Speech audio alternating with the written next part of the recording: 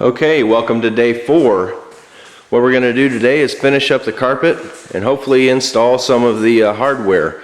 The carpet we still have to do is little pieces, which are a little more meticulous in installation.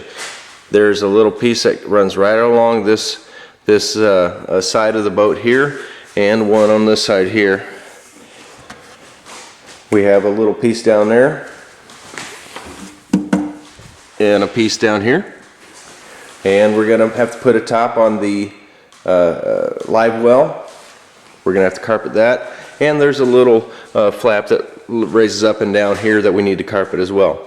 The big pieces go by pretty quick because you don't have to do a lot of cutting, but these little pieces you have to take some special preparation. So let's get started.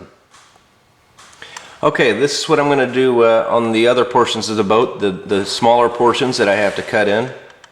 As you can see, this piece right here, I've fitted roughly in there, and now I just have to do is trim along the edges just to make it fit properly. We'll start at this end over here. As you can see, the whole carpet is flush against the back of the portion I'm cutting into, and I've made sure that it's as tight as I can before I make the cut. Now make sure that you use a sharp knife. If you have a new blade, that's okay, but if not, just make sure you snap off, like I'm using the small one, snap off the blades. That way you can have a sharp point, because you don't want to have a dull blade when making these cuts.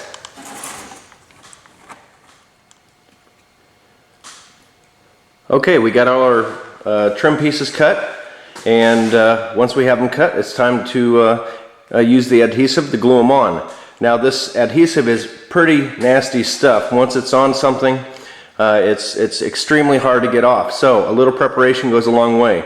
As you can see, every place that I'm going to put adhesive, I've taped off the area around it. I don't want to get it on my freshly painted surface or any other part. I've done that all the way around. And you can see here, I've taped some paper around the carpet that I've already laid. Here's a portion that I didn't. So you can see how it goes. Right now. Okay, now it's time to put some adhesive on and apply these smaller pieces. As you can see, this trowel is a little bit it's a little bit too big and probably a little too messy to apply adhesive. So what I'm doing is applying it with this paint stirrer, and then I'm going to use the notches in the trowel to even it out just like you're supposed to. Don't get too much on at a time. Just apply it.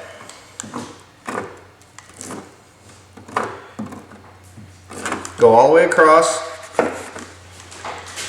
And then when you have it on there, use your trowel. Then you got the right amount on there.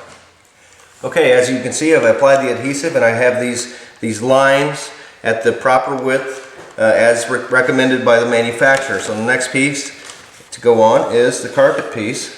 Be careful not to get adhesive on the carpet, because it will not come out.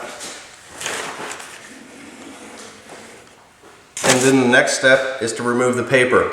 I suggest removing the paper while it's still wet, but be very careful when you take it off. That way you won't get adhesive on your carpet. So remove the paper, and then we'll come back in a second and show you what I do next.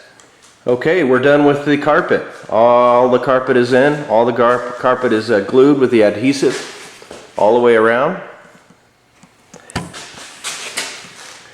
And as you can see, it turned out pretty good. I've also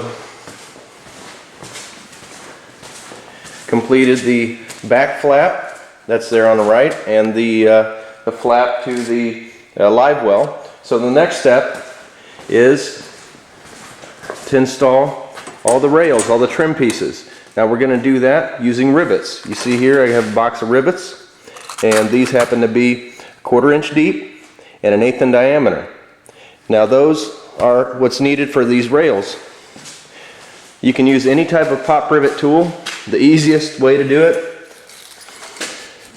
is with a pneumatic device. This is a pretty expensive thing, so not everybody can use it. But let me show you how it works.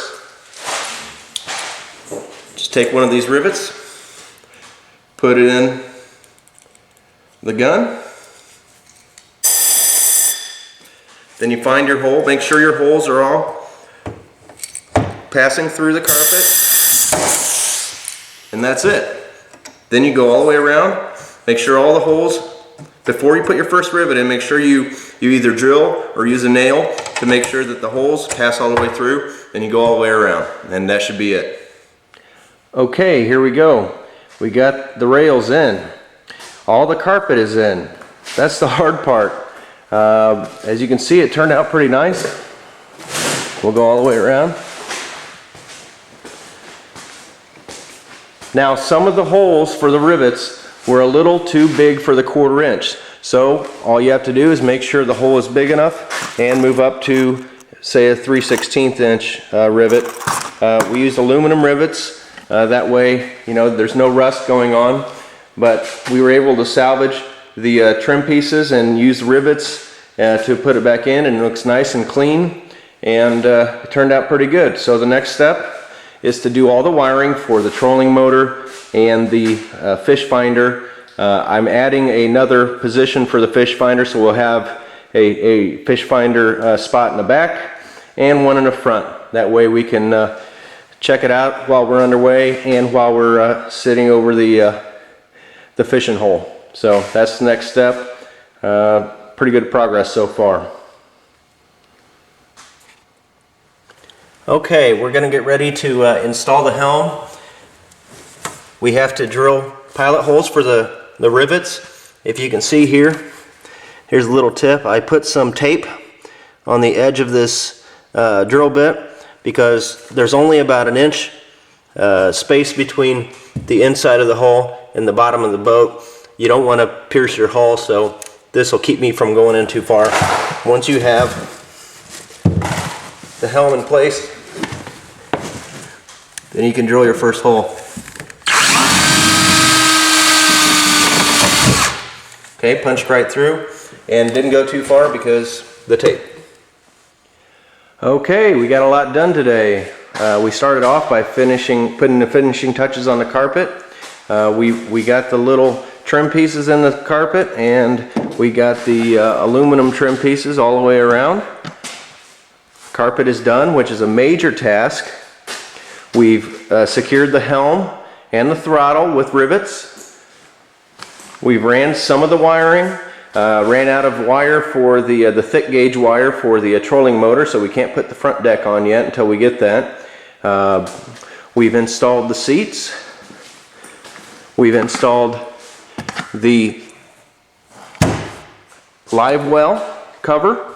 We've roughed in the back deck. We still haven't screwed it down, but you can see it's a little loose. But in order for me to put it in there, I had to bolt this onto the underneath body. So we had to put this on first, and then we have to screw down the deck on a different day. But overall, we got a lot done today, and it's starting to look like something. It's starting to look like an actual finished product. I could see myself fishing on this already. Hopefully I can get it. I think all we have left to do is mount the trolling motor, mount the fish finder, mount the front deck, and there's a couple little things that we need to do still with the carpet. As you can see, this is a hatch that you can use this whole area here for storage. Once it dries, I'll cut that out and mount the front flap for it. So other than that, that's about it. I mean, it's coming to a close here. We still have to mount a lot of little pieces of hardware. The cleats, like the cleats go here, the rear light goes here. I mean, little things, but overall, it's coming to a close. And so far, so good. It looks great. And we hope you tune in, hopefully for the final day. We'll see. It depends on how fast I move, I suppose. But it looks good, and hopefully you'll tune in to the final 1 or 2 installments to see how it ends up.